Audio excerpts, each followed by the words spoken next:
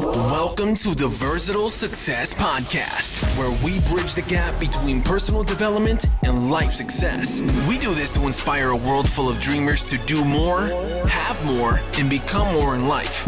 Listen, there is no one path to success, as success is multidimensional and multi-directional, but it all starts with you. Here's your host, Justin Rambo, founder, president, and CEO of Versatile Success LLC. Welcome to episode 96 of the Versatile Success Podcast, where we believe life success and personal development go hand in hand. I am your host and personal development coach, Justin Rambo, and today I have a co-host. So a special episode because I have some things to get off my chest, and I usually turn to this guy for advice and just to make sure that my mindset is right and I'm not looking at it wrong. So today's co-host is Joaquin A. Figueroa. He was a guest on the episode 23 on the Versatile Success. So early on, he was the guest, and I believe that was titled Mindset Shift. He's also the host of the Asylum podcast and the Insensitive Culture podcast, and owner of the Asylum Studios. So Joaquin, thanks for coming on the podcast again. Oh man, a lot has happened in the last year. Also the author of Little Bear's Two Caves. That's right. On Amazon. Yeah. Man, you've done a lot, man. It's hard to remember all that stuff. Yeah.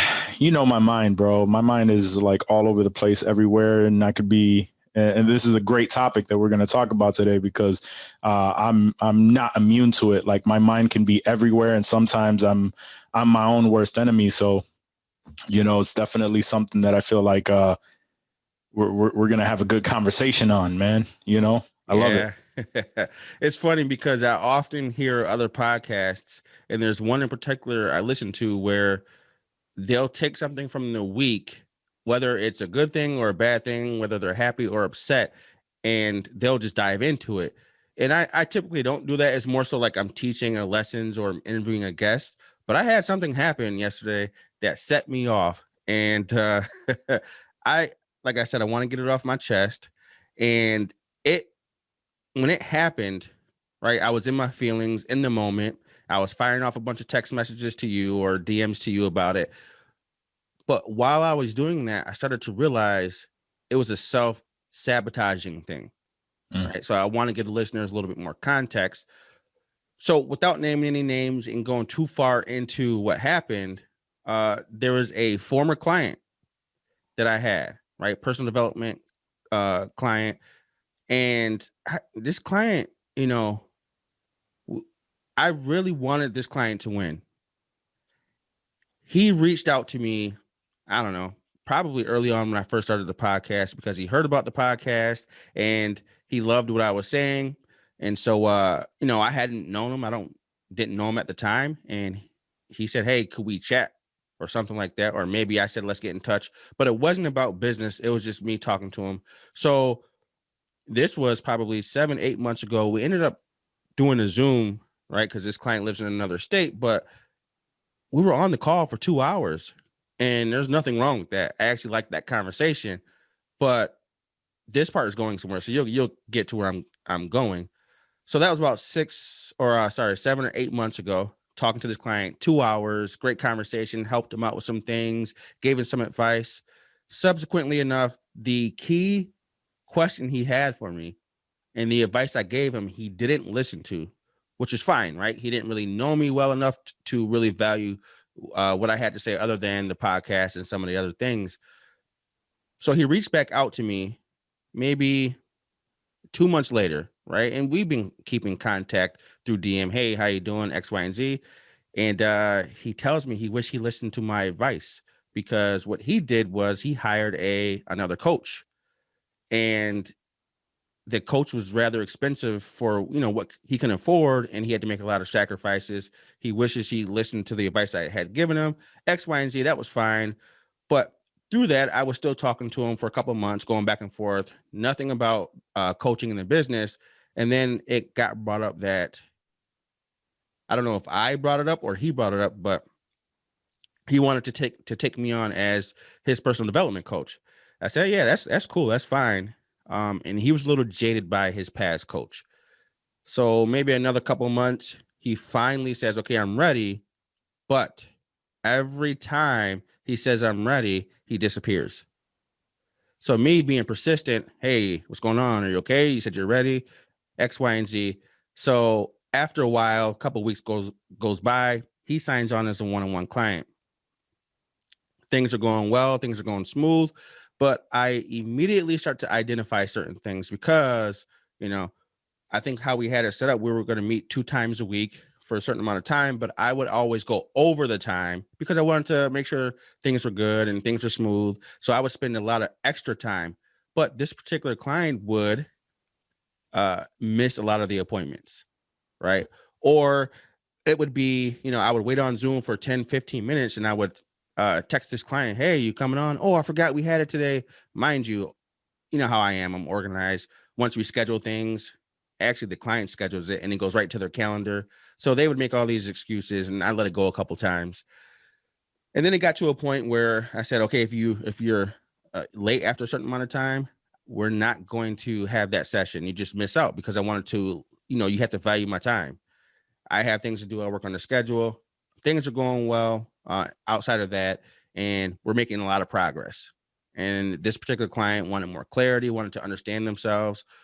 But I'm starting to realize certain patterns. And the patterns are, it's always been people in his life that have done him wrong or that have caused this situation.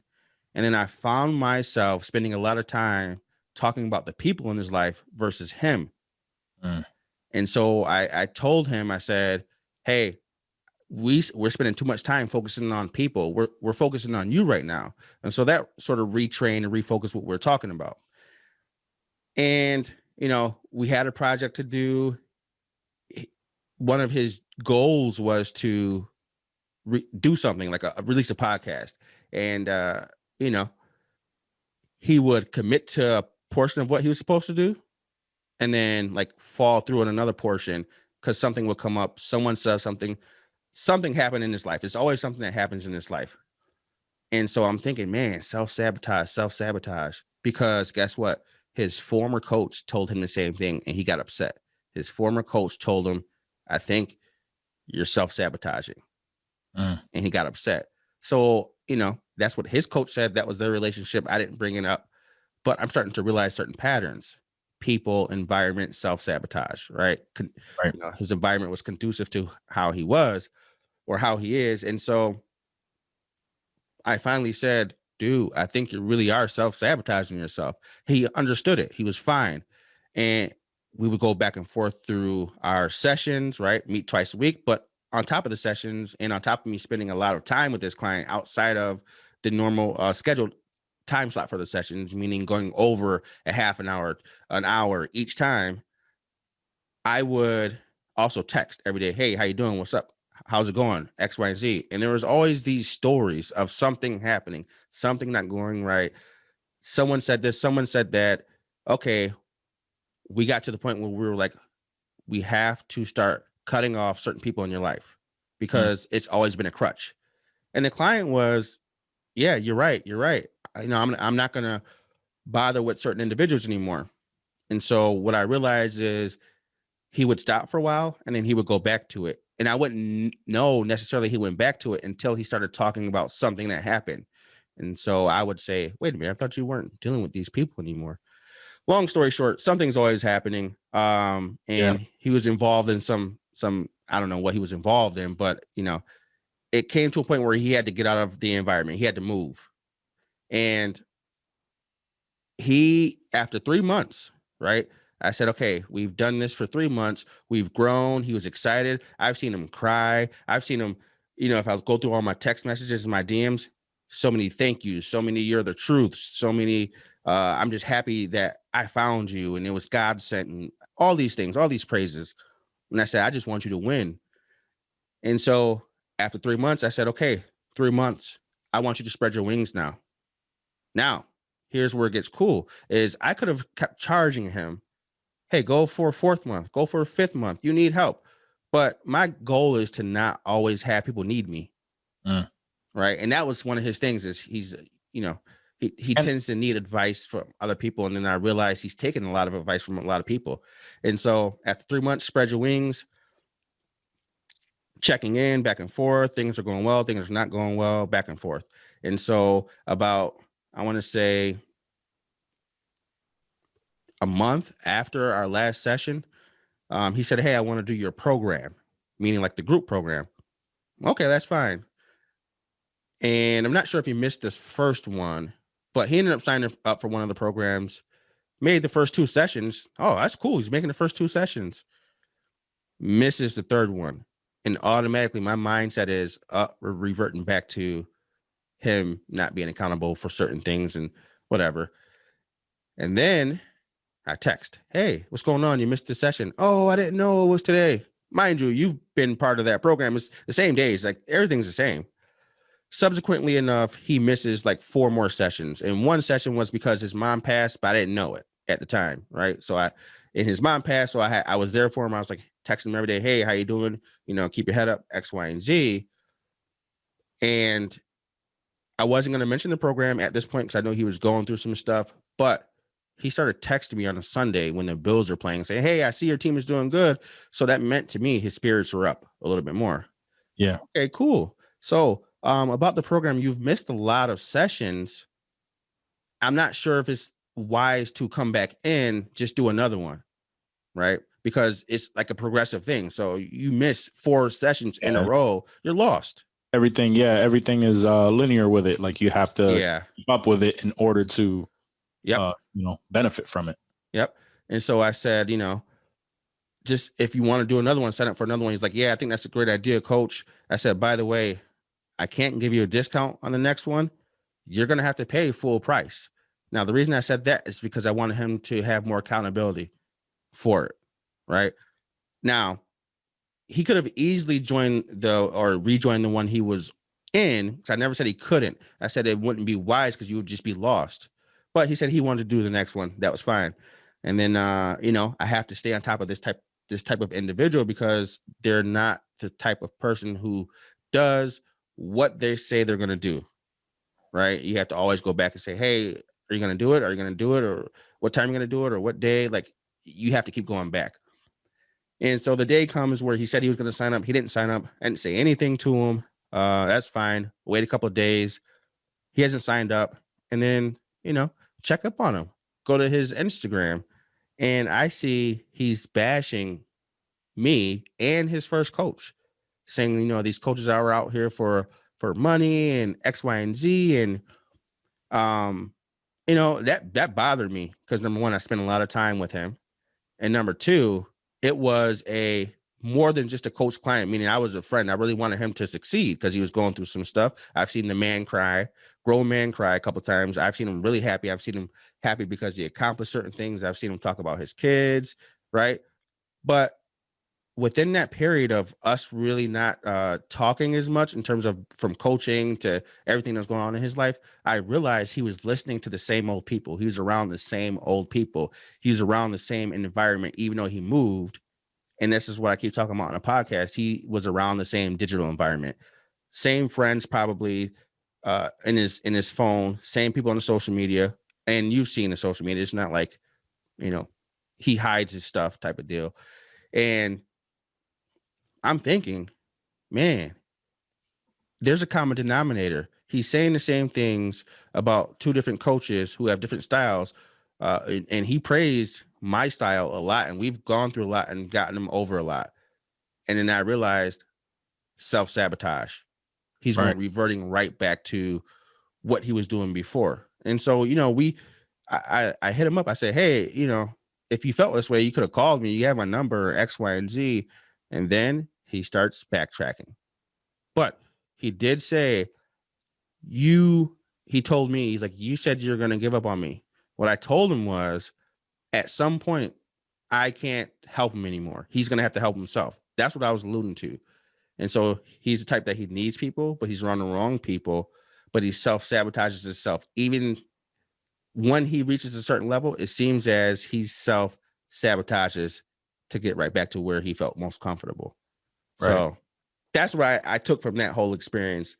But in terms of self-sabotage, and it got me to think, okay, so what are some other ways that we self-sabotage as individuals? Well, in that particular situation, like there's something that I took away from that too, right? And it's the thought that sometimes like with personal development, and obviously it's very important for you to acknowledge when something is wrong within yourself and when things need to change, right? However, like our life experiences take us in different paths, puts us through like certain traumas, and things of that sort. And I think in some situations, right, when people are self-sabotaging like that, and the biggest thing is you won't see it, right? You won't admit that you are the one that's your biggest enemy, that's your biggest obstacle. And I'll be honest, man, it's I've been thinking about it a lot, and it's been the topic of many conversations, how us as men, right? It's we were taught at a young age, and obviously I don't know situation and everything like that, but at a young age in general, as a man, when we're growing up, we're told don't deal with feelings, like, toughen up. Stop, don't, you're a boy, you don't cry, things of that sort. And then when we get to a certain age, it's like, that's kind of how we respond to things. We kind of throw that, we throw a lot at other people. They're always the reason. And sometimes, before you even get to the personal development portion of trying to help yourself, sometimes it's wise to actually seek out a doctor to really, like a psychiatrist, a therapist, something to kind of just someone who actually does listen, who listens to you speak and then kind of shares their knowledge on that, to kind of open up some things about you and expose yourself to you. Really, that's all they really do, right? They listen to all of these things and then they expose you to you, in the end. And then once you're exposed to yourself, because, every time something happens to us, and I was guilty of it, I'm still guilty of it sometimes, and I have to like brush it out of my mind. But when something happens to us, it's never our fault, right? It's always somebody else. And so, but you have to dig a little bit deeper, and a lot of people they're not comfortable with the thought of having to actually get some help. I went and I've spoken to therapists, trying to figure out like what are the deep rooted issues and traumas that I have within me. And I'm not saying that I had like this trauma filled childhood, but like anybody else, my experiences molded who I am and what I believe. And it wasn't until I personally felt the need, like I got to a point in my life where I was alone. It was literally just me. Got out of a relationship, that I was in for 11 years, was literally living with family in their basement. I would have moments where I was by myself, and I would even go out with friends to kind of like drown it and feel utterly alone. I have no idea why I felt that way. And it was because I never really thought of it that way. You know what I mean? Like I never really thought to look within and find out, one, who I am, two, why is it that I think the way that I do? And how can I correct the wrongs? And it wasn't until I realized that I'm in control of myself, my emotions, and a lot of times my thoughts. And what held me back a lot in my life was me not truly knowing who I was. So you'll self-sabotage because you don't even know who you are. How are you supposed to get to a destination when you don't truly know who you are? How are you going to step forward if you have no idea? You have no idea who you are. So, and that was where I fell in there. But I didn't change anything. Like things didn't start improving until I started telling myself that I'm to blame for a lot of things that I blamed other people for, because man, friends had businesses and everything. And I'm like, oh, well, why didn't they take me along? People are doing well in their lives. And I'm just like, oh, these people, screw these people. Everybody's against me. Nobody wants to help me. And then it came down to, I had to be honest with myself and say, hey, you didn't do anything to put yourself in a position to get out of where you are. So, you know what I mean? Yeah.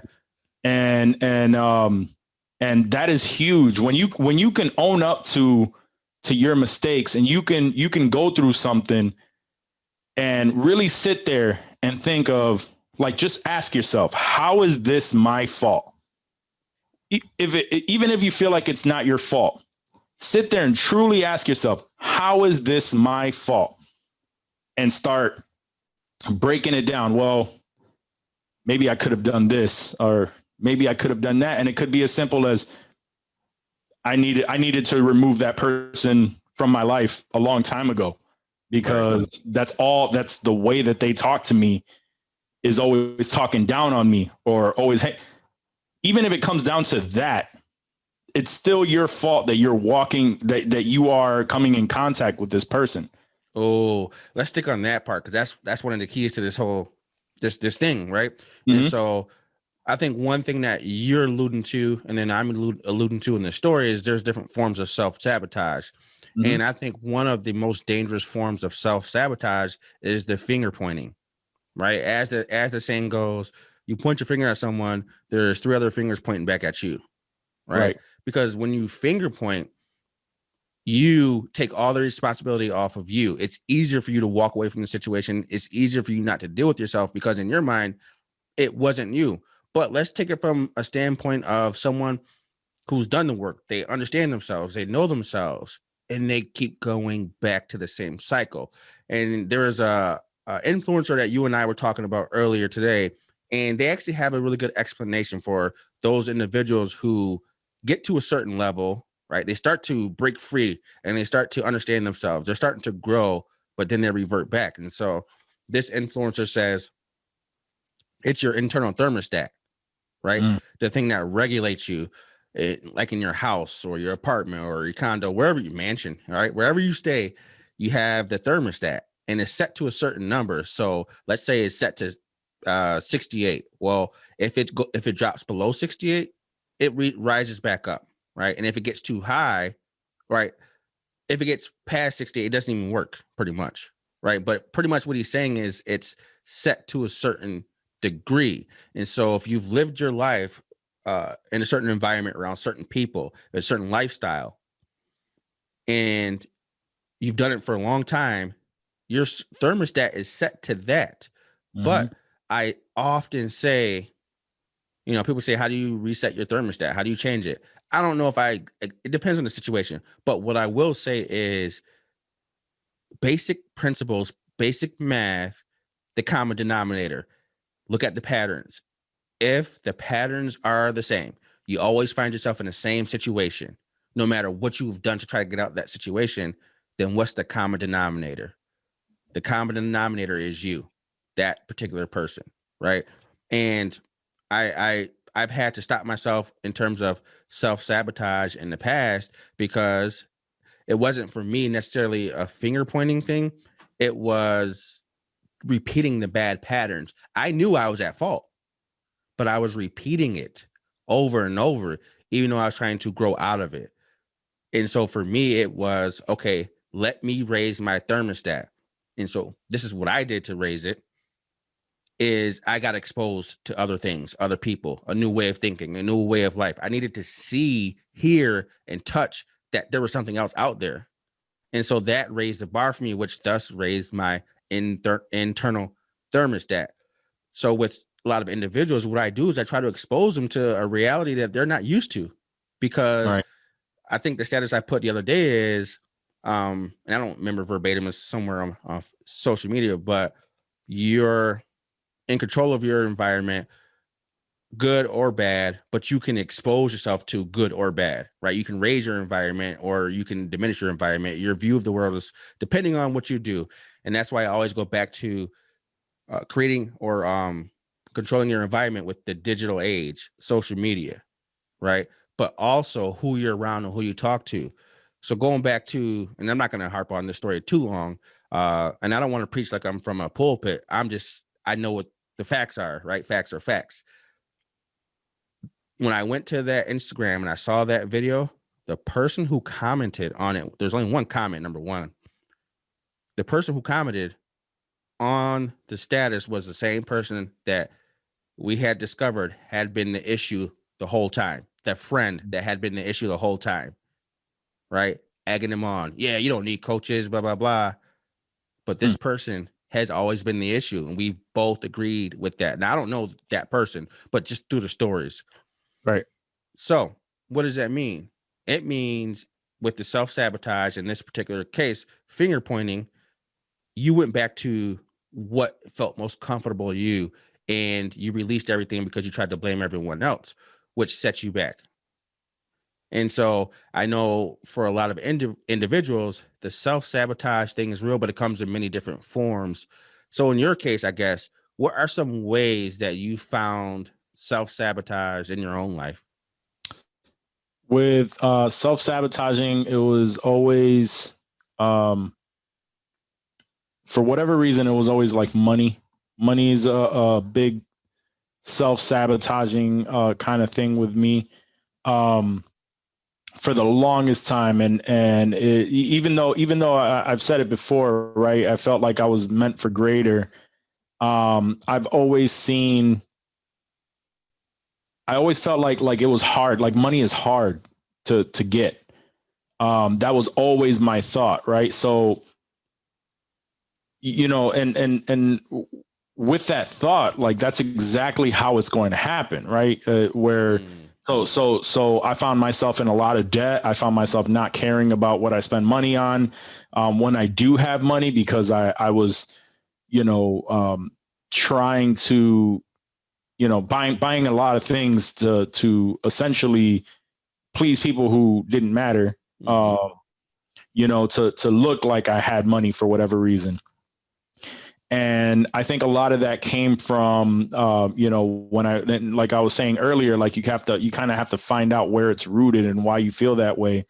When I asked myself the question and I look back, I look back to how money made, people behave, or a lot of things that still to this day, like I try to change my mindset around it, because it's greed and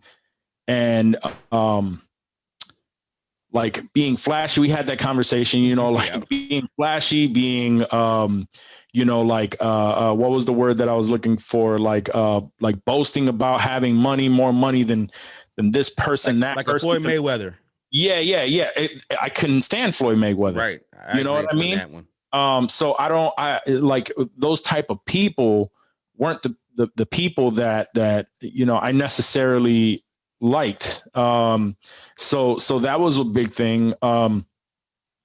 With self-sabotaging also, it's just like any kind of progression. When it came to starting anything, doing anything, I was self-sabotaging myself because I would have a great idea on something that I wanted to do.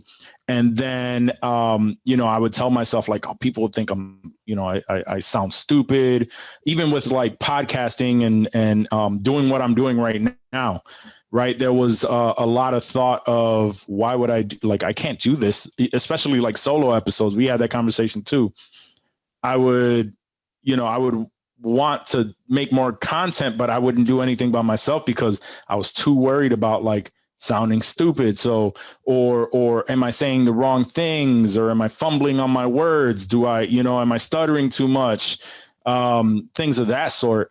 And that held me back for a long, long time. Like, again, and it really came down to, for whatever reason, I was really worried about what other people thought.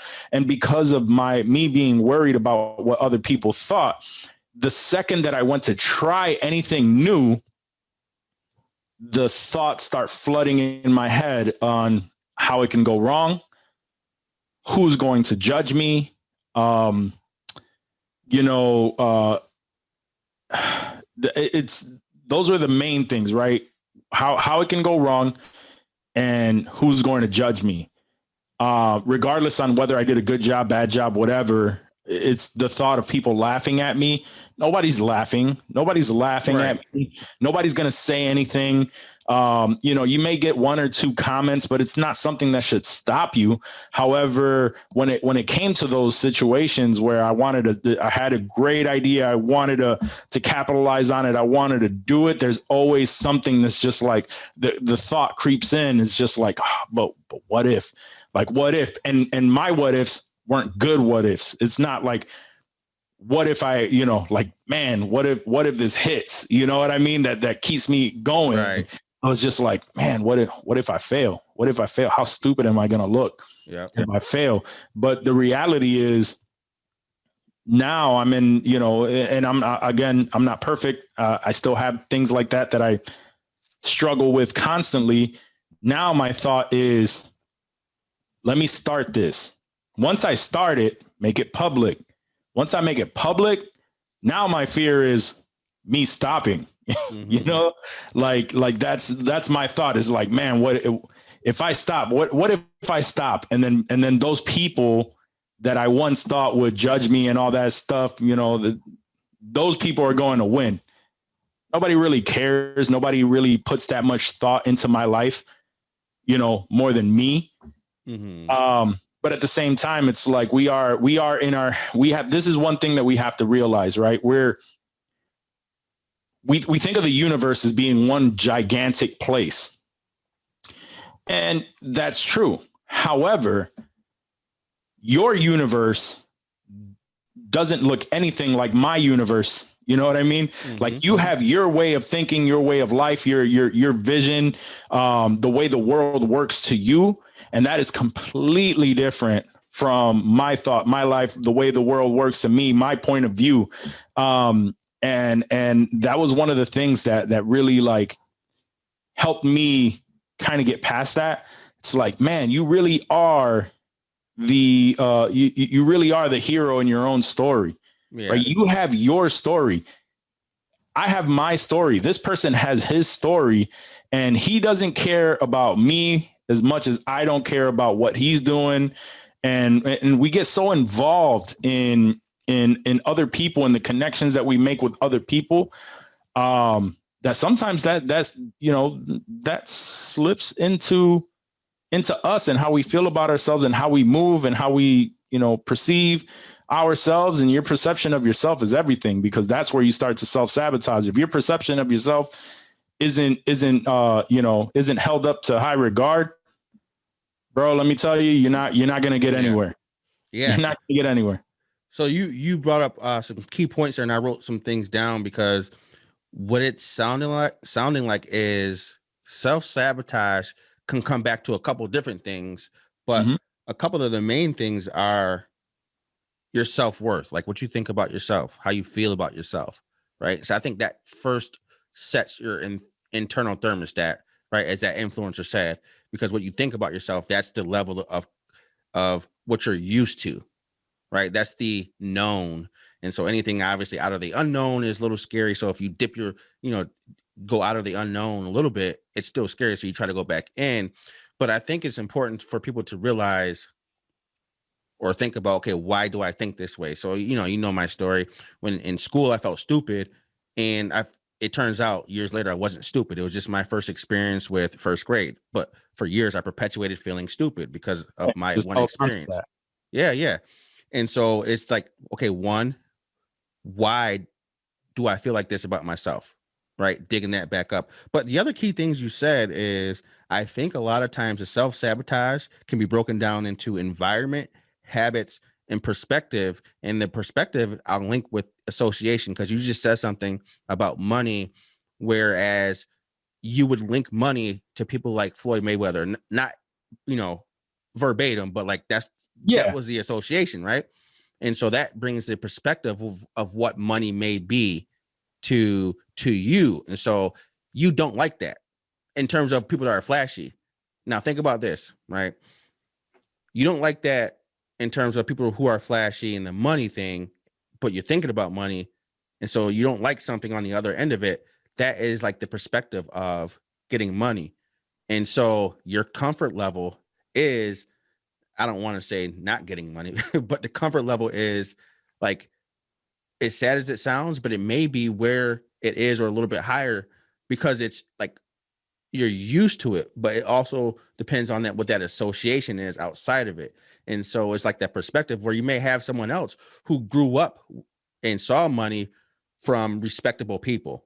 So their perspective is totally different. So they know that they can go out there and whatever. It's not that like that association. And so I think outside of just money and what you said, but in general, it's like what our perspective is in terms of whatever ways we're self-sabotaging, but there's an association linked to it. Yeah. Right. Like is what we associate. I can say, for instance, let's say when I was 8 years old, there's a kid in class who can sing really good, but he was very stuck up and all about himself and got all the girls. And I didn't get any girls. So my association would be anyone that can sing is like that. So I don't like that.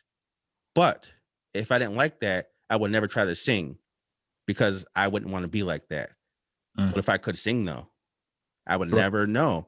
So that's one thing. But the other part is the habits, right? I think it's sometimes the self-sabotage comes in the form of the habits leading up to whatever you're trying to do, right? And, you know, we go back into our normal thermostat, but it's the habits created within that. And it's, think of it like this. It's like tools to build. Well, if we don't have the tools with us and we can't build the staircase, it's hard for us to see over that ledge. We can only see over the ledge by jumping. But what happens when you jump? You go right back down, right? So once you gain the tools, which are the habits, you start walking up the staircase and now you can see, you don't have to go back down. There's a lot more. And then the last thing is the environment part, right? So typically people come to individuals for help. And the individuals you come to for help, you see that particular individual as someone who has gotten over or done something that you want to do. It's exposure to a new environment. Now, let's take Black Panther, for instance, right? You take, you get African Americans in America that didn't know anything about Wakanda in the movie context, and you bring them over to Wakanda, their environment now changes. They understand there's more out there. They understand there's a lot more possible. And so it's that environment piece. So with a, you know, if you're reaching out to a coach or you're reaching out to someone for help, you have to understand they're seeing you probably where they were at some point, but they've gotten over to the other side. They're in a different environment. And so it's like, okay, self-sabotage, thinking about it. Why do I feel this way? Why do I value myself? Worth is this? Let me discover that a little bit. But also like, what environments can I use to expose myself? What kind of habits can I gain? And then what is my perspective related to certain things? So some people don't listen. There's a lot of girls that say, hey, I don't want to lift weights. Why do they say that? They say that because they think that they're going to get like big or muscles and all of this stuff because of outside perspective of everyone else. And so, but they also associated it now. They associate working out with getting muscles. So guess what? They'll never work out. So anytime they work out, oh, this hurts too much. I don't like it. They go right back down to their thermostat. Yeah. Right. So it's that perspective and that association link, I think, is the bridge to either getting over that part of the self-sabotage or never fully seeing the other side of it. Yeah, that made me think of another story where I help another group produce their podcast, and they had a great topic, and they came out with this video, right, where it was a gentleman who, was a lady who felt like she's looking for a man that's like 10 out of 10. Right. And that's what she feels like she deserves. And she was wondering why she wasn't able to get a man that she felt like was 10 out of 10. And this guy was like digging into her, and he was like extremely rude about it. But listening into the conversation, I had to go in there and talk because there was something that I picked up, right? And this is the beauty in, Wait, this actually happened on the podcast? This actually happened on the podcast.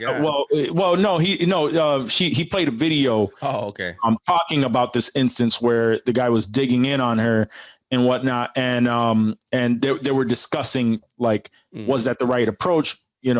Whatever may be. But the biggest thing that I got from that, right, is the gentleman asked her, like, what do you rate yourself? And she rated herself a 6 out of 10. So my thought was, and no one picked up on it, so I had to talk to them because they were discussing it. I thought, like, instantly, like, you want a 10 out of 10, right? You want a man that's a millionaire. You feel like, he checks all the boxes. But when you look internally, you think you're a 6 out of 10. Like, the only way that you're going to get somebody that's a 10 out of 10 is if you believe that you deserve a 10 out of 10. The only way you feel like you deserve a 10 out of 10 is by believing that you yourself are a 10 out of 10. And a lot of that, the things that affect us is even our external views on like what society has put on us, right? So a lot of times, like me, right, I don't like being overweight. So, I'm losing weight. I've lost weight.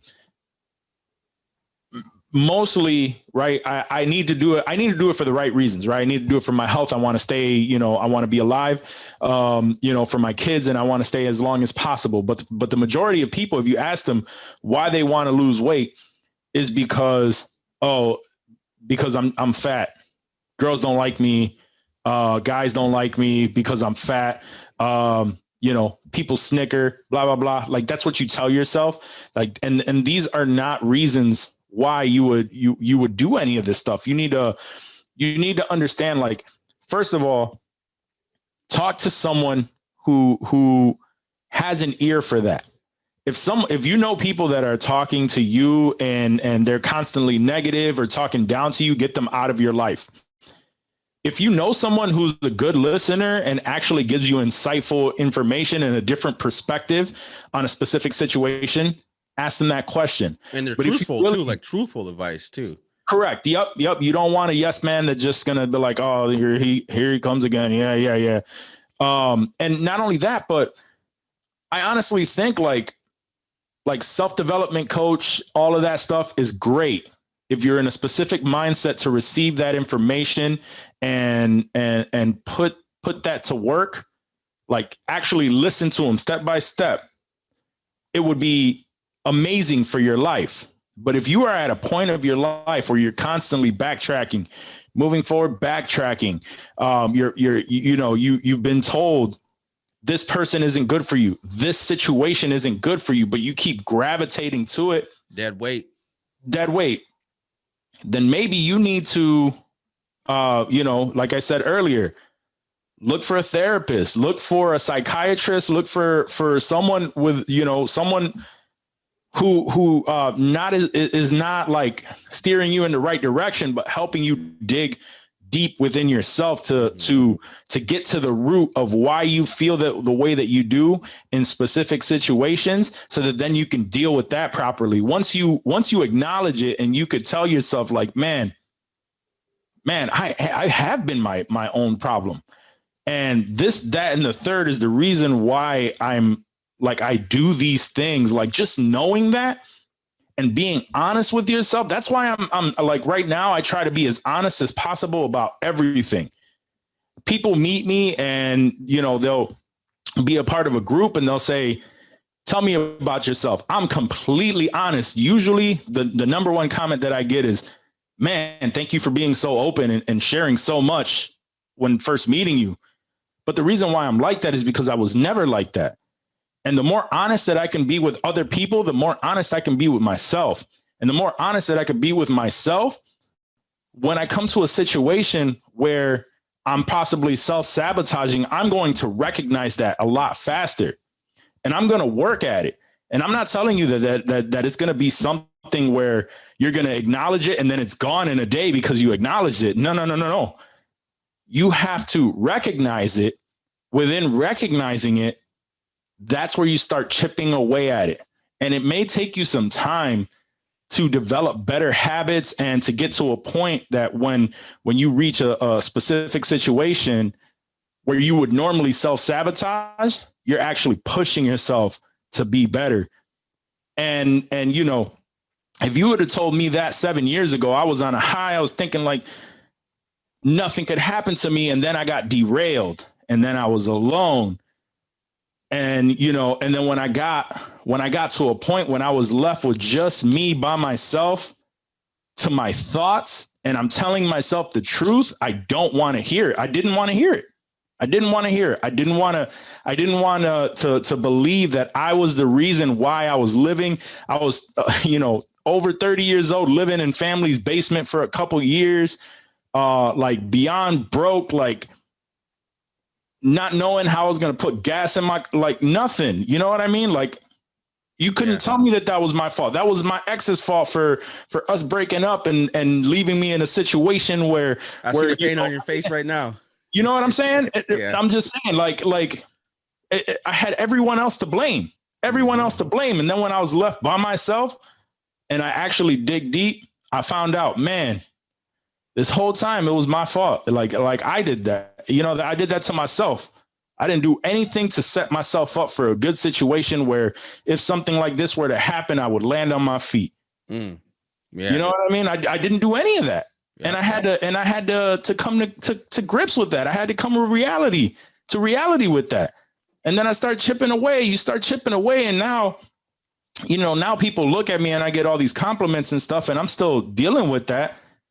But I'm more honest about it because I like to face it head on. And you and I, Justin, have that conversation all the time. And I'm just like, where I'll say something and I already know you're analyzing me because that's just what you do. Yeah, yeah. And then you'll say something and then I'll be like, no, damn it, man, you're right. Like you say something that isn't exactly what, you're not telling me directly, but then I go, it makes you think a little bit. Yeah. You made me think about it. And then I'm like, nah, you're right. I probably think that way because of this, that, you know what I mean? But it's the same thing though. That's why I come to you, because you offer me a different perspective, because part of my self-sabotaging, right? And I'm going to talk about two stories, sorry, not to cut you off, but I want to forget this part, is one of the ways that I would self-sabotage. In fact, I think one of the biggest things in terms of me was I thought I could do it all. I don't need any help. I don't need anyone to teach me anything. I can do it all. And I don't need anyone's opinion because I'm really good at reading people. And so, I think I know what I'm doing. But the reason I go to you and to my wife for certain things and is really just you two, and maybe, my mom, obviously my mom, right? I got to go to my mom. Yeah. But it's because I realize sometimes, okay, it can be me just being in my own head with a situation and not reading it the right way because I'm in my feelings. Or maybe I'm reading the situation right. So I usually go to you or some other, my wife or my mom to say, hey, this is what happened. Like, what do you guys think about it? Yeah. Just to make sure that I'm not just in my own head, because that for a long time was the way I self-sabotaged myself, because I always thought what I said was right, or I was going down the right path, or I meant well, or I didn't need to learn this from this person. I knew what I was doing. So that was one of the things for me that is huge. So I had to have certain people in my life that either weren't yes people, or they would tell the truth or make me think about it in a different way. Right. And I saw you as that person, because if you can debate with someone without like it getting heated and like weird, then that's a good person to be around, because now you're having two different opposing sides that make you think. Right. And it's not just, it's me accepting the fact that, okay, you don't know what you're talking about all the time. Listen to someone else. But you said something with your 10 out of 10 or 6 out of the girl rated herself a 6. Rating herself, yeah. Think about this. When I had my first business, the brick and mortar personal training studio, I think my lowest month of income may have been maybe like $200 when I first started, right? Now, this is a brick and mortar studio. My highest month may have been 12 grand. I still closed the business down. I still didn't have any money after the business was closed down. I was still in financial trouble after the business closed down. And I could have said, hey, I didn't start with enough capital. Hey, I didn't have enough trainers. But when I did get trainers, they didn't listen to me. They didn't follow me. I could have said all that stuff. But there was one common denominator. My lowest month, $200. My highest month, $12,000. And then once it's over, there's nothing to show for. There's a common denominator. The finger was pointing back at myself. And then that's where the habits come back in, right? So the 6, rating yourself a 6. Okay, so think about it. A 6 out of 6, they have certain skills, certain abilities, certain things about themselves that make them think they're a 6. 7s, same things. 8, same things. 9, same things. 10 out of 10, same things, certain qualities. Those are the habits and the things you build up over time, right? So that 6 out of 10, maybe they do some internal work or maybe whatever they do, then they go to a 7 out of 10. They're building it up.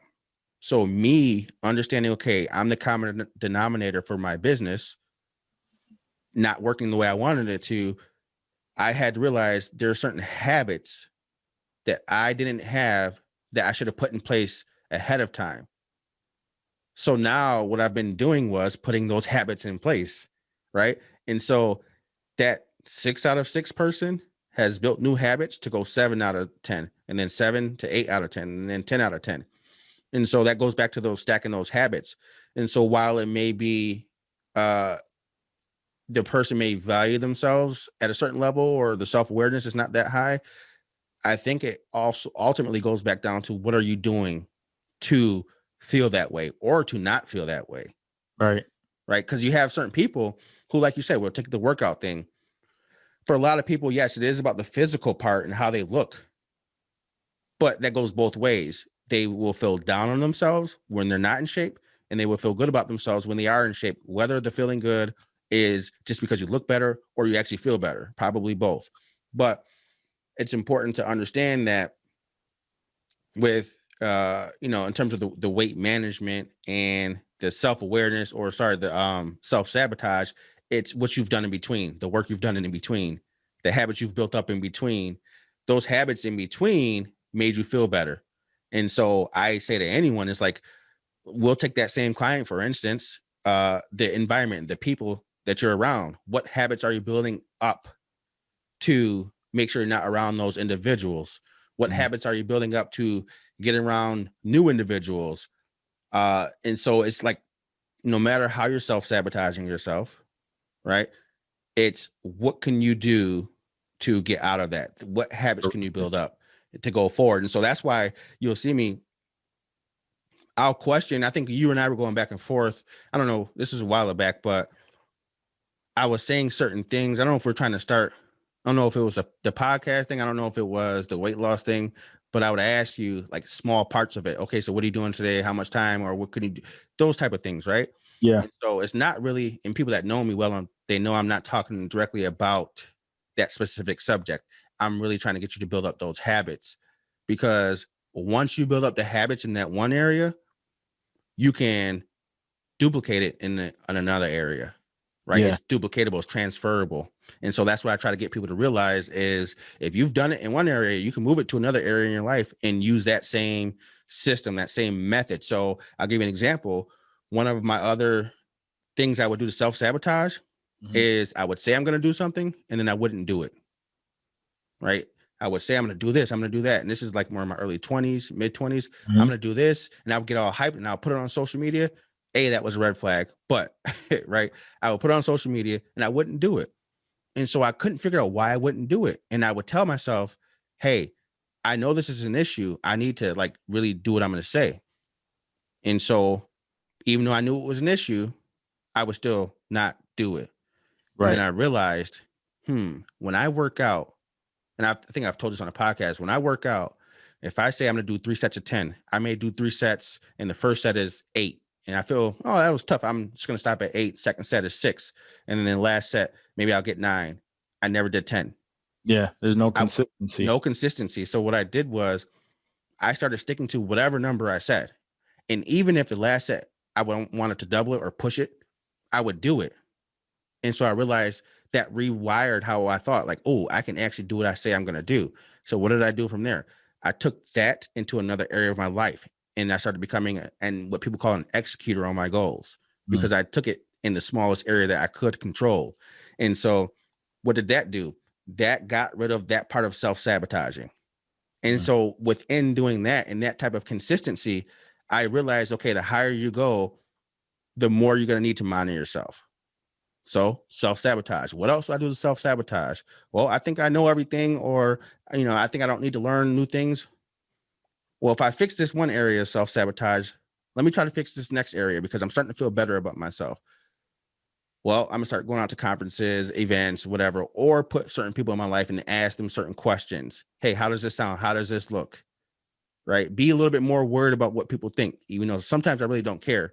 That's just me. But I know I need to sometimes care, if that makes sense. It's like a balance. And so put certain things in out there with certain individuals. What do you think about this? How do you, like, when you guys first did the first Lost and Found program? That's really a beta group. That's why I asked for the feedback. In the past, I would have just did it and not asked for feedback. I'm like, yeah, that was probably a good program. You know what I mean? And so I'm asking for feedback, even though it's uncomfortable. I even had someone highlight, I think on a third group, they're like, yeah, there's a couple words spelled wrong.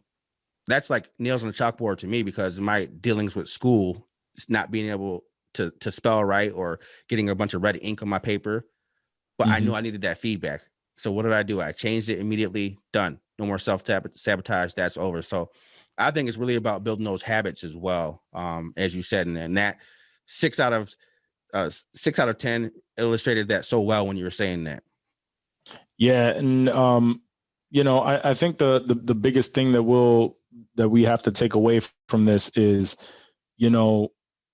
being honest with yourself, really just noticing that, especially if you had the conversation with someone and it's been pointed out, like what is a major issue in your personality, or in what you've already done from here, to kind of do, that causes these situations that you keep putting yourself into. Just being honest and really, it's not, don't blame anyone else for your shortcomings. Like it really is, like, I challenge anyone listening to this, right? As you go through your day and you have certain experiences, and it may be little things. It doesn't have to be anything as drastic as, that it's something completely ruined your day. But try to take note on how many times that, that someone has said something, or even as something as little as somebody cutting you off in traffic and you getting upset, and that's the person that made you late. Like, think about that, right? Anytime you blame somebody else for anything, and then just acknowledge it. Acknowledge, damn, I just blamed that person for this. Is it really their fault that I'm upset right now because they cut me off and now I'm running a little bit late? No, actually I'm upset by it because I left the house a little too late because I slept in initially, and now I'm in a rush. So now I'm upset. You know what I mean? It's like the littlest things, like just take note of of a time throughout your day when you're blaming somebody else. Stop yourself, acknowledge that you're blaming somebody else. Give it a little bit of thought and think, like, man, was it really their fault that happened? And then kind of break it down. And if nothing else, it will show you how many times a day you waste blaming your issues on somebody else. And just acknowledging it would allow you to be like, okay, damn, I don't want to do that anymore. And then just with that, next time somebody cuts you off, you be like, yeah, I'm rushing because I woke up late. Like, it's not their fault. You know what I mean? Like, even just saying something like that could, like you said, trickle down into other things, into other aspects, and build habits that you didn't even know you're building by just sticking to doing that. And to add to that, you gain so much power from not blaming. Like you take the power back. And it's weird to say. And the only reason I can say that is because I, at one point in my life, found myself blaming people, right? So it wasn't something I always did, but there were certain periods in my life where I found myself blaming people more often than what I would do. And so there was one particular period, and I don't know what was going on or what I was going through, but I would blame my wife in my head for certain things. Like, oh, well, she didn't do this, or, this didn't happen because of that. But that would mess my mood up. So instead of blaming, I said, I'm just going to start taking action on some of those things and not blame it and make sure it doesn't happen. So guess what I felt after I did that? I felt empowered. Like I'm doing something, and no longer do I waste that type of energy blaming people for things that I can control. Now, if it's out of your control, there's nothing you can do, right? Control the controllables, but you play a part in something. So if someone made you really mad because they said something to you, have they done it before? And if they've done it multiple times, then that's on you because you're allowing them into your space. So yeah, definitely agree. Take inventory, be honest with yourself. All right. So looks like we're going to be ending this podcast, but I want everyone to know again where they can find your stuff and what you have going on. You can find me on, obviously I have my podcast, the Asylum Podcast, where, I interview different individuals similar to what Justin does with Versatile Success. But I interview like business owners, different individuals from all different backgrounds to find the similarity that we all have with each other. And that's the mindset.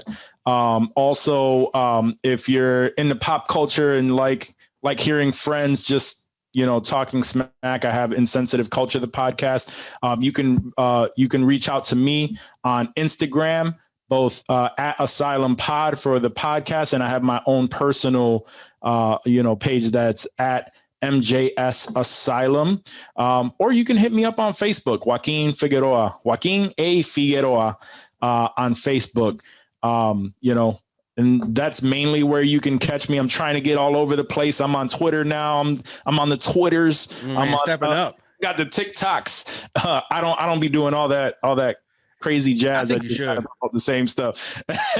I do have one on there where I got a little kiddish, but and sometimes we just have to, and even with the conversation like we're having right now, right? Sometimes you just have to let loose, stop worrying about what other people are thinking, and just have some fun, and in every aspect of life. So, but yeah, that's where you could reach me. Check it out, Asylum Podcast. We're now on YouTube as well. So. Yeah, YouTube, did they just search your name? On YouTube, no, you just look up the Asylum Podcast, and then you can subscribe on there. Also, please purchase my book, Little Bear's Two Caves, available on Amazon. If you have a child who is, who's either dealt with divorce or separation, or anyone in that realm that just needs a little bit of understanding, it helps children understand a little bit more by dealing with mommy and daddy separately. Yeah, definitely. Listen, I appreciate you coming on. I needed to get this off my chest in the most respectful way. And so you were the person that I went to first to get it off my chest. I'm like, oh, I don't want to dump this on him, but he usually has me think from a different perspective. So definitely appreciate that. And then last thing I want to say to anyone listening, just go onto the website, www.versatilesuccess, Lost and Found program, changing lives. And I have a webinar coming up, but you guys will hear more about that pretty soon. So a free webinar to help you get right. But that is the end of the podcast. And remember, personal development is the bedrock for you to lay your foundation. Remember, personal development is the bedrock that you will build your foundation on. Keep striving to do more, have more, and become more. Visit us at versatilesuccess.com and let's start your journey.